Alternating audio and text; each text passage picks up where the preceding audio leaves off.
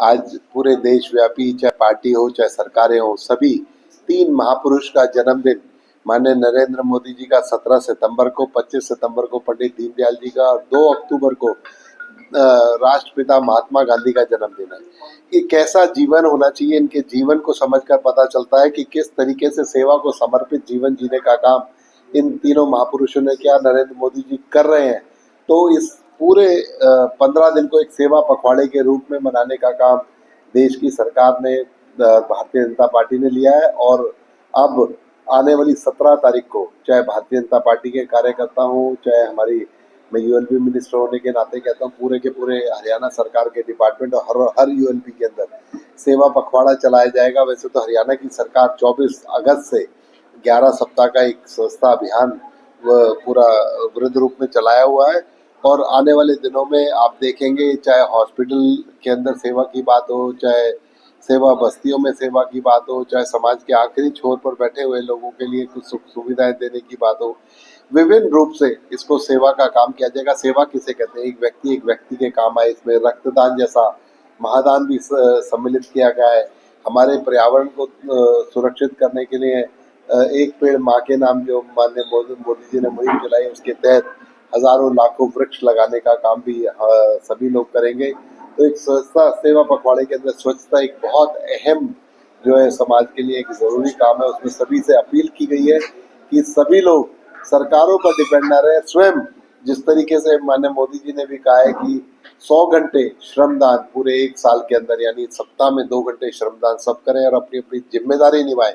आप लोगों के माध्यम से मैं हरियाणा के लोगों को कहना भी चाहूँगा कि सेवा पखवाड़े में तो अपनी जिम्मेदारी निभाएं, वैसे भी अपने जीवन को एक नियमित एक संकल्प दें कि सप्ताह में 2 घंटे हम श्रमदान जरूर करेंगे, स्वच्छता जरूर करेंगे। स्वच्छता रैंकिंग में सर सुधार आया है, ये सुधार आगे भी अगर जारी रहे? अभी तो ये शुरुआत है। स्वच्छता रैंकिंग फरीदाबाद के लोगों के लिए बहुत खुशी की बात है, क्योंकि विपुल गोयल मिनिस्टर होने से पहले फरीदाबाद का नागरिक है। 21वें स्थान से लेकर 19वें पायदान पर हम लोग आ गए हैं और जल्दी वो दिन दूर नहीं जब फरीदाबाद नंबर 1 के पायदान के लिए हम सब लोग, चाहे फरीदाबाद के नागरिक हो, सरकार हो, चाहे यहाँ के जनप्रतिनिधि हो, सभी मिलकर पूर्ण रूप से प्रयास करेंगे और फरीदाबाद को 1 नंबर पर लाएंगे। ट्रैक्टर और जेसीबी भी पार्षदों को वितरित की गई, कितना फायदा लोगों को इसका पहुंचेगा? क्योंकि जगह जगह पहले अगर कूड़े के ढेर होते थे तो सीधा जय जी, आप वरिष्ठ पत्रकार हैं फरीदाबाद के और आप सभी से आपका एक्सेस है, आपसे सभी लोग मिलते हैं। पिछले 2 महीने से मुहिम चल रही है, एक पार्षद को 3-3 ट्रैक्टर, एक जेसीबी देने का काम किया गया। और जी मैं क्या कह रहा हूँ, इसमें मैं सब लोगों से जो क्रिटिसाइज कर रहे हैं वो भी फरीदाबाद के नागरिक है, उनका भी मैं स्वागत करता हूँ। वो क्रिटिसाइज, उनका जो क्रिटिसिज्म है अगर पॉजिटिव होगा तो हमें बल मिलेगा और कार्य करने का की प्रेरणा मिलेगी। लेकिन मैं उन लोगों को, मेरे भाइयों को ये बताना चाहता हूँ कि आज 21वें से 19वें पायदान पर हम आए, पहले पायदान पर आना अभी बाकी है। मित्रों, सब साथ दें। हम किसी भी पार्टी के अलावा, किसी भी अन्य दलों के अलावा, हम फरीदाबाद के वासी पहले, हम सब मिलकर फरीदाबाद के लिए काम करें, फरीदाबाद को स्वच्छ बनाएं। और एक क्रिटिसिज्म को अगर हम लोग तरीके से कहते हैं ना, एक सलाह के रूप में करेंगे तो हम जल्दी उस पर काम कर सकेंगे मिलकर। और अपने भी जिम्मेदारी समझें, क्योंकि क्रिटिक की भी अपनी जिम्मेदारी होती है। वो क्रिटिक अगर वो किसी तरीके की नेगेटिव बातें करता है तो हम तक पहुंचती है और हमें उससे प्रोत्साहन मिलता है कि हम उसे ठीक करें। नगर निगम आपके पास है, लेकिन नगर निगम के जो अधिकारी हैं, जेई हैं, एसडीओ हैं, पब्लिक बोलती है, कई बार पत्रकार बताते हैं, कई बार बोलते हैं, लेकिन उनको अनसुना कर देते हैं। जब तक उनमें सख्ती नहीं आप देखिए ऐसा नहीं है, इतना बड़ी संरचना है, इतने बड़ा अधिकारी हैं, वो सब मिलकर काम कर रहे हैं, वो सब काम कर रहे हैं, तभी हम स्वच्छता की रैंकिंग को 21 से 19 पर लेकर आए और तेजी से करेंगे। कहते हैं ना, यथा राजा तथा प्रजा, जैसा हम ऊपर से वो कहेंगे वैसा उस तरीके का आचरण वो लोग करेंगे।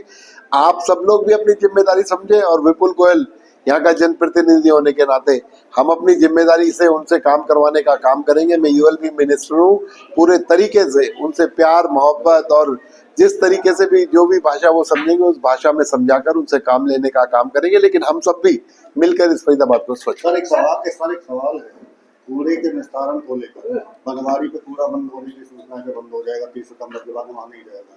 बड़ी समस्या है, हर विधानसभा में फैसले लिए गए, निस्तारण केंद्र बने, लेकिन लोगों के वहाँ विरोध होते हैं। तो प्लानिंग क्या है कूड़े को डंप करने की? आपकी बहुत अच्छी बात आपने कौशिक भी करी।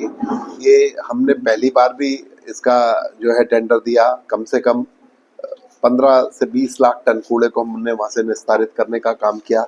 लेकिन फिर अभी पीछे हमने 5 महीने का टेंडर दिया, कुछ बारिश की वजह से या कुछ उन जो टेंडर में जिन लोगों ने टेंडर लिया उनके फेल होने की वजह से इसमें थोड़ा डिले हुआ।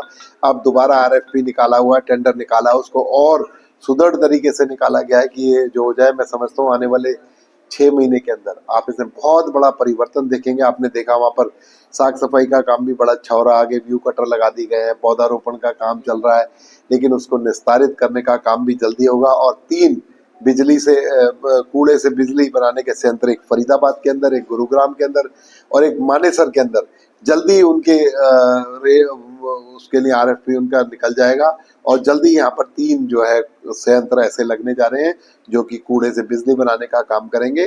और ये पूरा का पूरा क्षेत्र, चाहे फरीदाबाद हो, चाहे गुरुग्राम हो, चाहे मानेसर हो, स्वच्छ शहर कहलाए।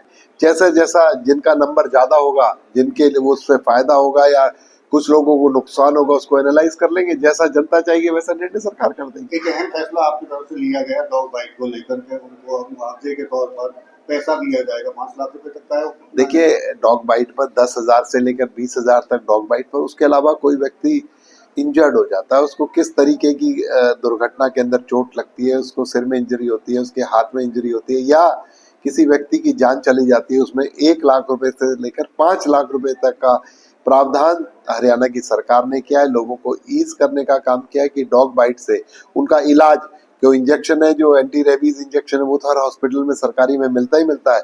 उसके अलावा उसके बाद के भी रिपरकशन जो भी आते हैं उनका सरकार ध्यान रखेगी, उसका मुआवजा देने का काम सरकार करेगी। सर, कांग्रेस द्वारा एआई वीडियो जनरेट किया गया नरेंद्र मोदी जी की मां का, तो उसके ऊपर क्या कहना चाहिए? देखिए, माँ से बड़ा कोई रिश्ता इस धरती पर नहीं है। माँ से पवित्र रिश्ता और माँ से बड़ा रिश्ता। जो व्यक्ति किसी की माँ का सम्मान नहीं कर सकते, उनकी मानसिकता को आप अच्छे तरीके से समझ सकते हैं कि कैसी उनकी मानसिकता होगी, कैसे वो देश चलाएंगे, किस तरीके की राजनीति वो करते हैं और किस विचारधारा से वो राजनीति करते हैं। अगर ऐसे व्यक्ति कभी सत्ता में आए तो अपने क्रिटिकों का क्या हाल करेंगे, ये उनकी मानसिकता से हमें सीख बाढ़ से जो नुकसान हुआ है पानी से, उसको लेकर हुड्डा में सवाल उठाएंगे। जो क्षतिपूर्ति पोर्टल बनाया है उस पर सवाल ये निशान हो रहे हैं। मैं हुड्डा साहब और उनके सुपुत्र जो कल बड़े लंबे लंबे चौड़े बाइट दे रहे थे, उनसे मैं कहना चाहूंगा, विनम्र आग्रह करना चाहूंगा, विपुल गोयल 2014 में जब पहली बार विधायक बन के गया ना, तो 1.5 रुपए का चेक, 5 रुपए का चेक, 10 रुपए का चेक, इस तरीके का मुआवजे के रूप में दिया जा रहा था। क्षतिपूर्ति पोर्टल जो है ना, पूरा एनालाइज करके, जो एक्चुअल, यहाँ पर कोई व्यक्ति एनालाइज नहीं करेगा कि राम सिंह मेरा फूफा है, श्याम सिंह मेरा ताया है। यहाँ तो सिर्फ और सिर्फ मशीनरी उसका आकलन करेगी, जो जिसका मुआवजा जितना बनता है उसके बैंक में डायरेक्ट डीबीटी के माध्यम से पहुंचने का काम होगा।